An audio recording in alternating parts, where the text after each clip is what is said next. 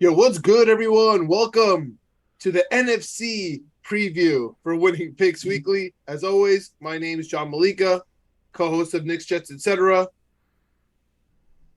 Joined by Greg Albert, video producer of Knicks, Jets, etc., co-host of the Jets episodes, and the guy who's leading the way here on Winning Picks Weekly, especially on the Twitter, Winning P Weekly. What up, Greg? What's going on, man? Ready to talk some more gambling? Ready to finish our NFL preview because NFL Week 1 is upon us. I can't believe it's here. College football was incredible this past weekend, but to have both NFL and college is something else. So I'm ready. I'm excited. Let's get into it. Yeah, dude. I mean, what a hell of a college week one to start off here. You can catch the AFC preview on the past episodes on Knicks, Jets, etc. Period on our YouTube. If you like and subscribe there, you'll have access to all the Jets pods, the Knicks episodes where the Jets will be doing a preview and a review of every game. Yep. The Knicks coming up, especially with the Donovan Mitchell stuff coming down. Now this Cam Reddish news and rumors we got to get to. And of course, Winning Picks Weekly, where we did the college conferences previews. But more importantly, now we're going through week by week. We have the previews and the reviews going there as well. So, check out our episodes. But here we are, Greg. Like, not only is it back, this is the last preview episode for us. So I feel like it's an end of an era for us, right? Yeah, summer's officially over when we stop the previews and start doing the reviews and the week-to-week stuff. So, yeah, weekly college on here. Weekly NFL we'll be doing on here. So, NFL will be going over every game, talking about it, kind of handicapping, seeing what we like. College stuff, we'll be breaking down some of our favorite plays from the weekend because, quite frankly, there's just too many to go over every game. Even though Toledo over UMass was a stone-cold lock, we can't go over every single game, but yeah, like highlight the ones over was a stone cold lock too. Uvalde over. That was just the most disrespectful thing I've ever seen. 42.5 point spread. 45 is the over. So you're just betting Uvalde wouldn't score. They got a touchdown. They got a field goal. They were scoring. So that was the easiest bet. I said it to my buddy. I was watching the games with him. That's gonna be the easiest bet of all football all season. I agree. And it was week 1 of college football. I actually agree. But what a world we're in right now, man. You mentioned summer's over. The Yankees played today. As I mentioned, we got a little Labor Day, Monday, Clemson, Georgia Tech action to, keep us going here with football. And we're still previewing. So let's start with the ever so dreaded and our neighbors in the East here, the NFC East. And to be quite honest, this might be one of the hardest divisions to pick. And it is simply because nobody wants to win this division by the looks of it. I mean, the New York Giants have the longest odds here, so that makes me tempted to like them the most. I definitely don't love anything here. The Eagles line has moved significantly over the last 6 months. They were like a solid 2, even almost a 3, within the standings here all year. Ever since the league started, the Eagles are quote unquote, like Rich Eisen said, making a super team again since Vince Young. I feel like that's a bit of a stretch. Yeah. They got a couple nice players. AJ Brown's going to be really nice over there. I would say I love the Eagles to win the division. They should. I don't love plus 135 in this division though, because I think they all equally stink. I don't think there's one capable quarterback. I think you can make an argument for all 4 of them to be the best quarterback in this division. Whether it's Daniel Jones, whether it's Dak, I don't know. How you feeling about Carson Wentz? It's tough out here in this division. I would go Eagles number 1 for me. If I had to choose a 2, I guess I would do Cowboys, but I don't really love what they have going on, especially because they rely so much on their running game. So, yeah, this one's really an Eagles or pass for me. But if you're looking for value, I mean, the Commanders and the Giants plus 600, plus 750, that's egregious. Anybody in this division shouldn't be over plus like 250 because they all stink, man. Well, what do you got here going on? Yeah, I agree with that. I kind of like that thinking for the Commanders or the Giants to just kind of surprise. And, I think the Eagles won the division last year at 9-8, so you don't need to have a great record to win this division. Cowboys got a lot of injuries leading up to the season. Some of the players are a little bit older. Zeke, Dak, the offensive line that was dominant 3 or 4 years ago. So I don't really love them. I do like the Eagles, and I'm torn between the Eagles at plus, I see on FanDuel 135 for the division, or their alternate over is 10.5, and that's 140 or 145. So 140. That's an interesting stat that you brought up, that last year 9 games on the division in the 17-game schedule. Yeah. I don't know, I feel like they're just as close, if not even closer, to each other than they were last year. Yeah, so I think going into this, I like the Philadelphia alternate over 10.5, but 11 wins, you could still win this division possibly with 9 or 10 again this season, because I think they're all going to beat each other up. I don't think anyone's particularly better than the others. I do think Philadelphia is the best team out of this, and they by far, I think, have the easiest schedule in the division, if not the division, the NFL. I mean, it's crazy, the teams that they play. So, I think the hardest team on here is Green Bay. But then after that, you're looking at like New Orleans, Minnesota. Well, and you have all those teams at home. Tennessee, you have all those teams at home. So there's 3 or 4 tough games maybe, but all those teams are home. Your road schedule is very easy. So I get what you're saying. Up until they have a week 7 bye. Before that, their schedule is as easy as it gets in the NFL. They're at the Lions, home opener versus the Vikings, at the Commanders, home versus the Jaguars, at Arizona, and then home versus the Cowboys before a bye week. I mean, it does not get easier than that going into your bye week in the NFL. Yeah. Coming out of that, you're home versus the Steelers, at the Texans, home versus the Commanders. I mean, before week 11, Cold will talk, Packers, Titans, those are real teams. We'll give that to them. Like, you don't even see them until week 11, until, we're in the cold months here. Yeah, I had the Eagles last year too, and they were so frustrating at times, and I said it on all our episodes again. We'll be going over this week by week. Nick Sirianni, the head coach of the Eagles, scares me sometimes because I think he forgets that they are awesome at running the football.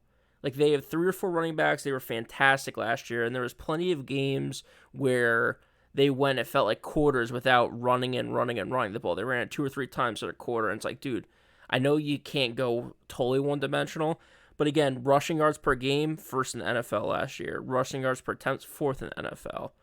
So, like, a rushing yards per attempt. So, like, you can run the ball well, like, just keep running the football. So that worries me a little bit sometimes with his play calling, but I think he had an offseason to get it right. I'm going to go with the Eagles division instead of the alternate over for this, because I don't know if they're going to really need 11 wins to win this division, and the odds are pretty much the same. I like that, and I get short odds on the Giants or Commanders. I don't hate that, but I definitely do not like them as football teams. That's just long odds. Talking here, and let's talk about another really bad division, and honestly, another division where, in my opinion, no team wants to win it. And that's the NFC North, man. Usually this is supposed to be easy, right? Aaron Rodgers, best quarterback, Green Bay Packers. I do not feel confident. I cannot believe it's minus 155, dude. I think that is egregious for them to win the division. The Vikings here are an easy pick for me. Honestly, Greg, and I'd like for you to talk me out of it here. I have them in all my division parlays. I have them every which way. It's talking me off. This is a lock for the Vikings. I mean, they have clearly the better team from front to back. Kirk Cousins is, I'm not going to say he's like Aaron Rodgers. He's obviously not, but he puts up numbers. You know what I mean? He can mess with Aaron Rodgers, but what helps him is he has Adam Thielen, Justin Jefferson, even KJ Osborne came on. Their offensive line looking okay. Dalvin Cook, is great. They have a couple of young running backs to the point where they want to get rid of Alexander Madison, one of the top holds in fantasy for when Dalvin Cook gets hurt inevitably. They got a solid defense. Yeah, they're looking for like a 4th-round pick for him, and they couldn't get it, but they're trying to move him. So they're good everywhere, man. They're really decent. They're for me, they're like an average team in the NFL, but I feel like they're above average in this division. So for me, I just don't understand. Like, what am I missing here? Am I just like missing the boat on the Packers Have I overwritten them? I mean, don't even talk to me about the Lions and the Bears, dude. Those teams are disgusting for me. So that's why this isn't really easy. I feel like process of elimination, I could easily eliminate two teams right off the bat here. I won't even do that in the NFC East, the last division we talked about. You know what I mean? Yeah, I'm with you because in the NFC East, this really could be anyone's race depending on how injuries go and if the Giants or the Commanders find something with the Giants with their new coaching staff, the Commanders with Carson Wentz. I mean, good luck to you. No one's been able to find anything with him yet. So, the Packers, I think, are interesting. I don't feel as confident. If I was going to pick anything for the division, it would be the Vikings just because they're plus money. And I don't know if their heads and tails better than the Packers. The Packers haven't been investing in their defense steadily for 4 or 5 years. So I think there's a chance that we see kind of more of a conservative play calling and offense from the Packers this year, and it's more, tough field position games. You're not going to be scoring 30 or 40 points because they're, I think Tunyon's hurt, their tight end, who had a good season 2 years ago, didn't really do too much last year. I think he's going to be here, though. I think he's going to play. Yeah, and then their wide receivers, obviously, we know Adams left in the offseason, so you have a bunch of young guys trying to step up, and then you have Randall Cobb just hanging around. Who knows how much he's going to actually play. So I think the Vikings overall front to back are definitely the better team. I just think the Packers at this point are kind of like the Patriots to me in a way. It's like you just have to bet them until they lose the division. If you bet against them every year to lose the division, you're just going to end up losing money until, you're 6 or 10 years in. You're finally like, I told you someone else was going to win. Like the Packers just win and then they lose in the playoffs. Yeah, that's just what they do. So for me, I like the Vikings. Was it 9.5? I think is their over under. I like that play for them. Well, so far, I mean, with both your teams, there's that 10-team plus parlay that you could take. Yep. I believe it's up to 9 teams. So honestly, like the way you're going here, I would just go more towards that parlay instead of taking them all even. But what's funny here, Greg, is the NFL's a little messy. NFL's a little messy here, doing Vikings versus Green Bay week 1 and Vikings at Green Bay week 17 on January 1st. I mean, they know what's up, and then the Vikings are at Chicago week 18. I mean, it's kind of set up for the Vikings here, in a weird way. You know what I mean? If they could just win those 3 games, that almost guarantees them the division in some weird, sick way. You know what I mean? If they have the tiebreaker over Green Bay. You got the extra division game versus the Bears, the last game of the season, where presumably the Bears are going to be trying to lose. I'm just assuming they're not going to be in the playoff hunt, and they're going to be trying to wrap up better playoff position. So it kind of works out for them.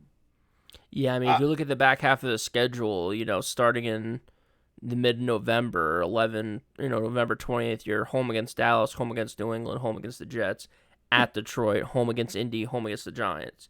It's like you're playing back half of the season, you're not traveling at all. So, and when you do travel, you're at Detroit, which is, only a bus ride game. away. After November 13th, the Minnesota Vikings do not travel unless it's to their interdivision games. They go to Detroit on December 11th, at Green Bay week 17 and week 18 at Chicago. That's it. That's the last time they travel, 11-13 before Thanksgiving to Buffalo. That's a really nice schedule, man. You're talking me against the way. I'm trying to help.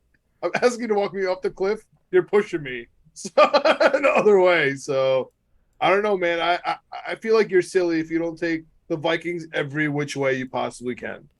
Yeah, I like the Vikings a lot. I like the Vikings. Plus 240 is amazing, dude. Yeah, and I mean, Minnesota to win the Super Bowl is plus 4,000. I don't think that's a crazy bet. If you look at some of those teams around there, I think they're definitely the better team. First-year head coach? First-year head coach, but he has experience with Cousins. He has experience, working with him and stuff like that. So I'm not as worried as other teams around there. But if you're looking at the other teams at plus 4,000, you're looking at the Dolphins, you're looking at the Raiders, you're looking at the Saints, you're looking at the Patriots. I think the Vikings have the best team at all those teams. I agree. And they're going to win the division. They're going to have a home game. Yeah. Yeah. So, I mean, I have them in a division parlay, and I have them to win the Super Bowl. I have them over 9.5. So I'm talking to the wrong guy here to walk me off. I guess this podcast all over Minnesota. Yep. We'll see how it goes. They got to win week 1 too. I love them. They're +2.5 week 1. We'll get into that, on the next pod. Check out the next episode here on our YouTube, Apple, Spotify. If you like and subscribe, that'd be fantastic. Leave us a comment. Yeah, I mean, just a little teaser for the episode. Underdogs are 7-1 the last 8 games against Green Bay and Minnesota. So it's stuff like that we'll be talking about week in and week out with all these matchups. Week 1, bro. Week 1. It's right around the corner. All right. I'm going to go with the easiest division in the NFC here for me. And so I want to see how you feel about here. And I feel like it's chalky, but somehow, some way, it's better odds than Green Bay. And that's why this is what am I missing division winner of the day here, Greg? And what am I missing here with the NFC West with the Los Angeles Rams? Champion Rams. Like, what am I missing? +125 to win the division. Behind them, there's the San Francisco 49ers who don't have a quarterback. I don't care what anybody says. They have the Arizona Cardinals who don't like their quarterback. I don't care what anybody says. And then we have Seattle Seahawks who have Geno Smith. So, what am I missing here? I love that Seattle's +2,000 here. Gives me some Jets vibes. Yeah, right? Big time. Which is pretty appropriate with Jamal Adams and Geno Smith starting over there, respectively on both sides of the ball, which I think is hilarious. We'll get to the more NFC Jets teams here coming up. Well, yeah, dude, what am I missing here? How are the Rams not in every single parlay? How am I not smashing the Rams? +125, dude. How? I think it's I think it's one of the tougher divisions in football. I think that it's tough to repeat. There's a lot of concern over Matt Stafford and his arm in the offseason. No limits, bro. No limits, he just said. Yeah, you play, you play, I don't know, if you win the Super Bowl, you play the 21 games. It's a lot of games compared to other teams that are just playing, 17. So yeah, you're right. Don't say that to New England, bro. It's a lot. Yeah, it's a lot. I mean, sure, teams have done it before. I just don't know. The Rams, Odell, he got injured in the Super Bowl, but he played a big part in the Super Bowl to get them the lead. He's not back. Allen Robinson comes in. I like Allen Robinson this year. In February.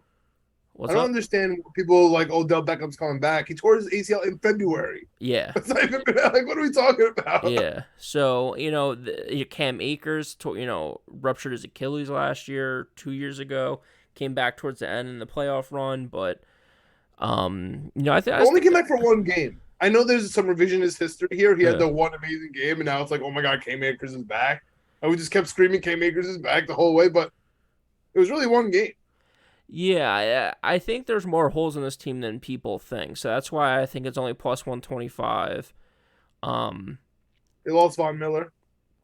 They lost Von Miller, that's for sure. They probably lost a couple other people. Wentworth retired or whatever. There's a couple other people I'm forgetting. Wentworth.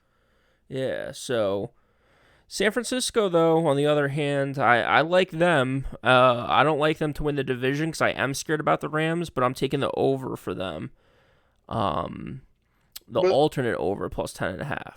Don't forget they did add Bobby Wagner and Leonard Floyd and Jordan Fuller. I mean, they got a squad on the defense to replace Von Miller. No, they definitely do, and I think they're going to be good. It's very, very tough to repeat. You play the best teams in all the divisions when you play against other divisions.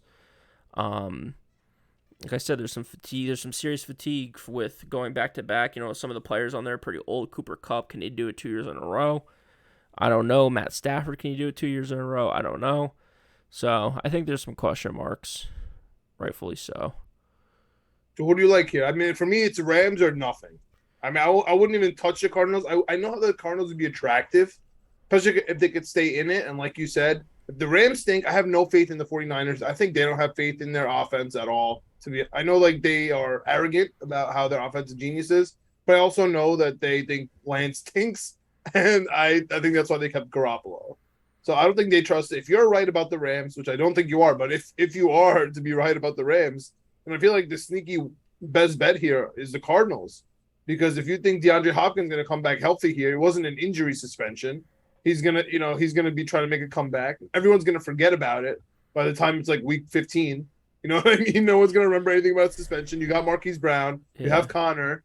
You have a couple nice tight ends, including the rookie McBride. You got Ertz still there.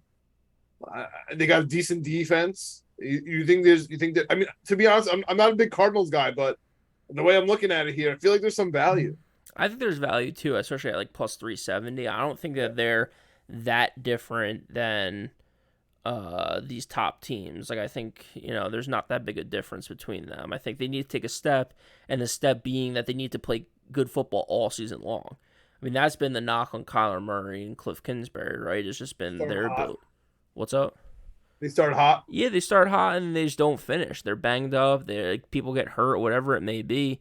They just can't finish out the season. So that worries me a little bit about Arizona. But again, if you're looking at it, plus 370, the last few games of the season for them are pretty tough. So when they're traditionally not playing well, they play again starting November 13th at the Rams, at San Fran, home against the Chargers, home against New England, at Denver, home against Tampa Bay, at Atlanta, at San Francisco. Like, there's one easy game there, and that's at Atlanta. Other than that, every game's a rock fight. So I'm a little concerned about them to win the division.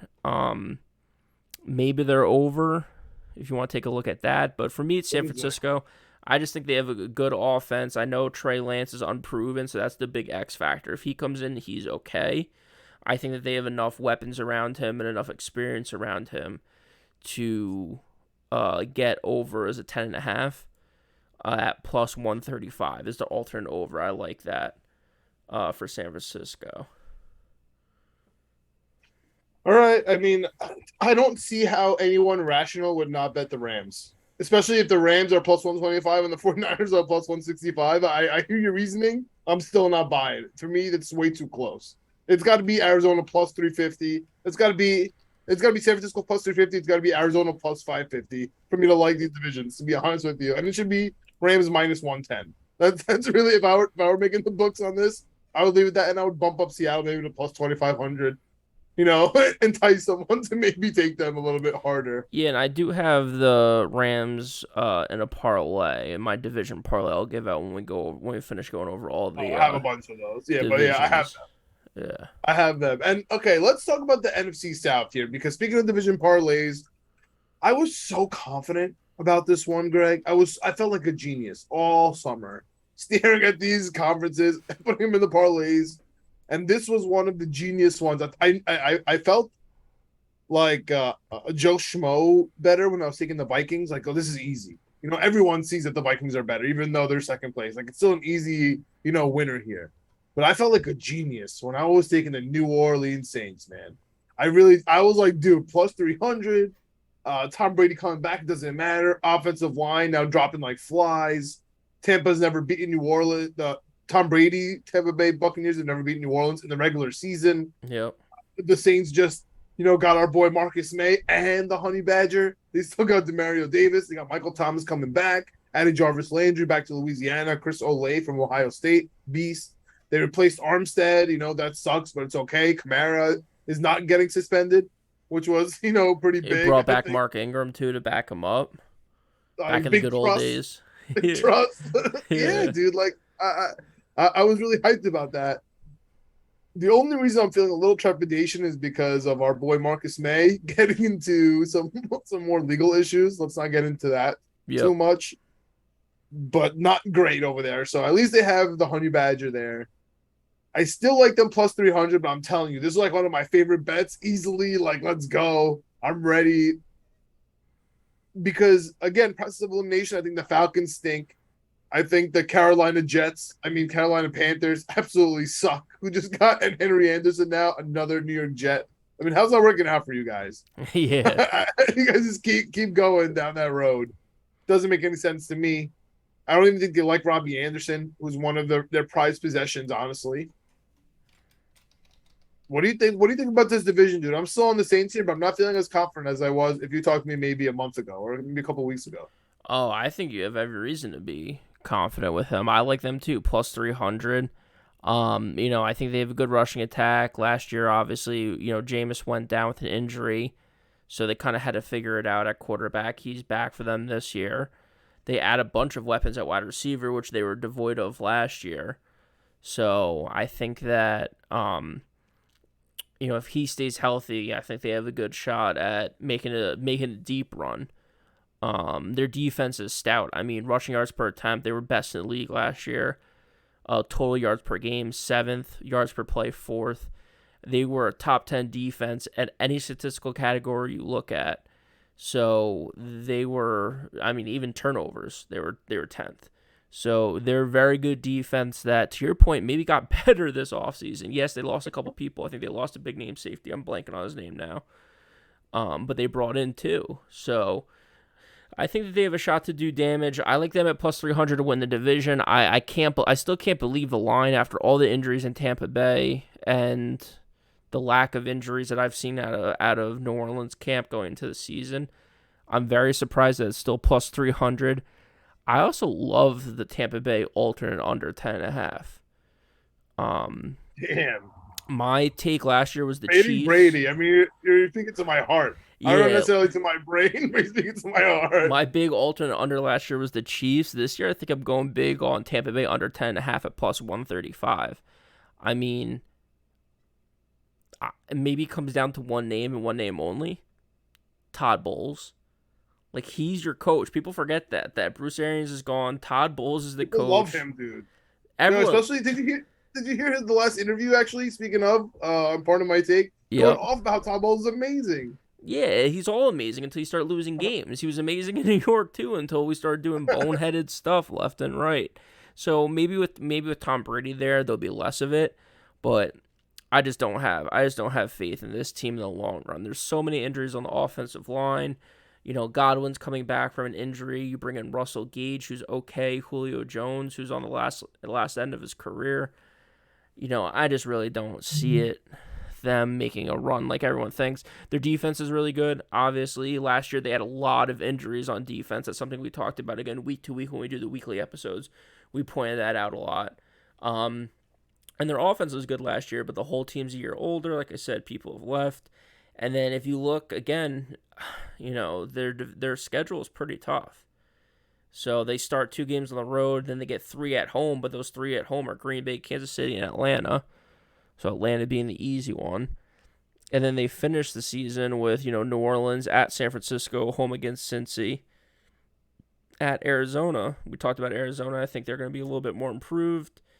Then they finish with Carolina and Atlanta. So they have 2 easy games at the end of the season that could really kill you if it's close on the over-under. But, in the middle of the season, too, Baltimore and the Rams, like, they have a really tough schedule. So I don't have faith in Todd Bowles. I don't have faith in this offense being as dynamic as it has been in the past. So, I like the alternate under 10.5. I love the Saints to win the division. Love it, love it, Man, love it. Have that everywhere. I'm nervous about us liking it too much. Do you have any thoughts on this Panthers team? I mean, since we are talking previews here. I don't know. I loved the Panthers last year. They started out so hot. I was so excited about it, and then they absolutely imploded. So, I haven't even looked at them really out of spite because I hate them so much. I think that, I kind of like. In a weird way, it's fair enough. I kind of like Matt Rule because, I think he's turned around programs. However, I think he's maybe on the hottest seat in the NFL right now. You bring in Baker Mayfield. Baker Mayfield has to work. That hasn't really worked out in Cleveland. So, and they have studs in Cleveland all around them. Offensive line, running back, wide receiver. Don't even get me started on the defense compared to Carolina. So, I think it's an uphill battle. I think there's going to be a lot of headlines out of Carolina this year.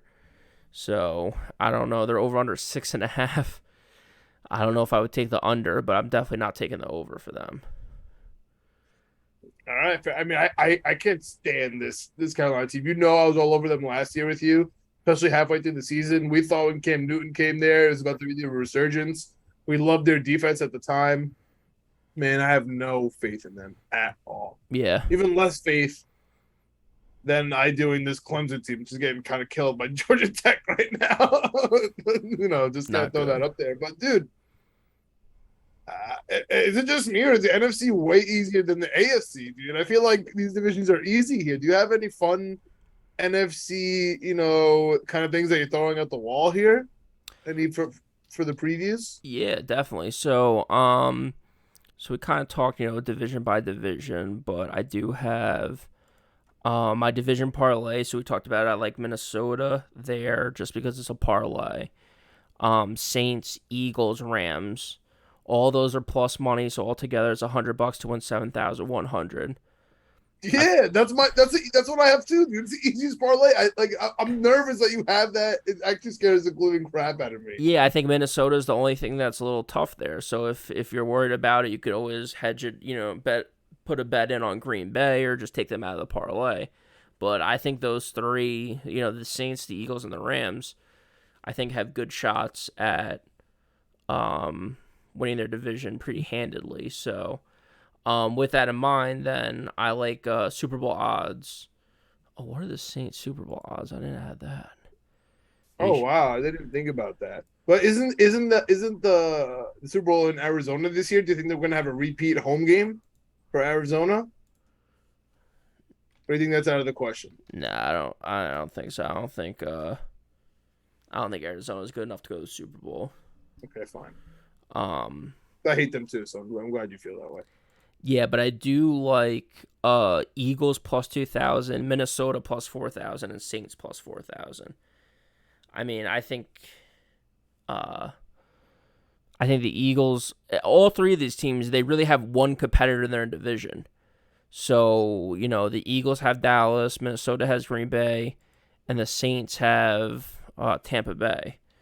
But if something were to happen to any one of those competitors, you have an easy division then. And that gets you a good seeding in the playoffs. It gets you a home game in the playoffs. And at plus like 2,000 for the Eagles, but then plus 4,000 for Minnesota Saints. I think those are tremendous odds. When I listed off the other teams at plus 4,000 earlier, I think Minnesota and New Orleans are head and shoulders above those teams.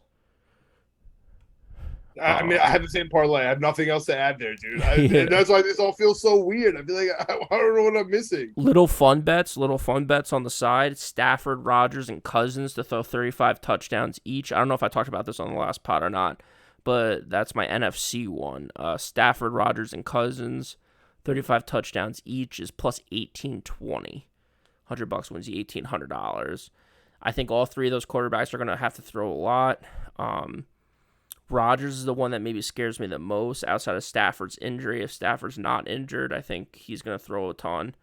I think Cousins is going to light it up this year. I really do. I think he's always been in, that 8 to 12 quarterback range, depending on who you're talking to, just consistently. Never anything incredible, but just consistent thrower, always up there in passing yards and touchdowns. So I think he gets done again.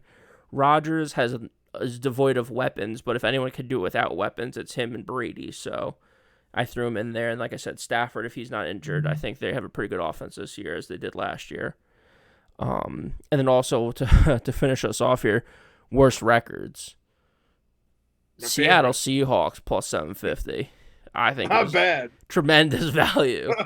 And then the Bears plus 750 also. I think tremendous value for the NFC. I think that, like you said, I don't really like putting money in all season long, but, I have to do it with some of these. So if I'm going to put money in, it's got to be worth the risk and let it sit. Seattle, the Bears, I love that bet because I just root against I don't care who they're playing. I just root against them every week. It's good. In that same token, Greg, on top of the 4-leg NFC parlay that I feel like is easy, if you add even one division bet from the AFC that you think is easy, maybe like the Ravens at plus 145, it jumps up from 100 to win $7,000 to 100 to win 17.5. Yeah, it's crazy. So you know what I mean? Just add. You don't have to go crazy. You have to start throwing in, the AFC South, which you get wacky, the AFC West, which everyone's good, the AFC East, which who knows, right? If you want to throw in the Bills there, if you think that's easy too, then it jumps up to 25K. Right, I mean, that's the stuff you can kind of play with, right? And then if you want to jump it down to $10 instead of $100, you still can win, $2,000, Yeah. from On a $10. $10 So bet, which is lunch.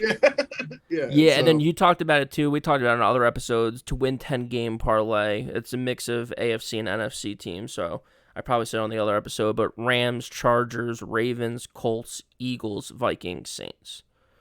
I $100 love to that. win 5,800. I love it, bro. I Just love got it, to man. win 10.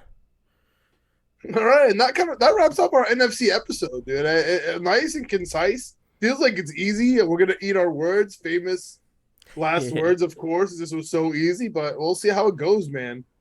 Yeah, We're either geniuses or absolute morons, and I can't wait to find out which yeah. one it is. Yeah, we'll definitely be looking back on this episode like we were either so right or we were so terribly wrong. So, I can't wait. that's the futures game though. That's how it goes. So, yeah, like and subscribe. Stick with us throughout the season. 'Cause like I said, we'll be doing every game of every week for the NFL. We'll be talking about our favorite bets for college football. We'll be up to date on all the injury reports and all the things happening around the league, so you don't have to be. And we'll bring that to the table every week when we do our podcast or our YouTube channel if you're checking us out on Knicks, Jets, etc. over there. So, Yeah, like Greg said, Knicks, Jets, etc. periods are YouTube. On Twitter, we're winning P weekly. And that's where we are on Apple and Spotify. Like and subscribe, leave us a comment, leave us a 5-star review. We'd appreciate it. Hit us up on YouTube, hit us up on Twitter. We'll get back to you. Let us know what you got. You hit us up on the DM to ask for picks. Let us know what you got going on. yeah, let us know what you're taking, and we'll let you know what we're taking. We're all here to gamble. We're all here to have a good time, do it responsibly, and we'll see you guys next episode. All right, we out.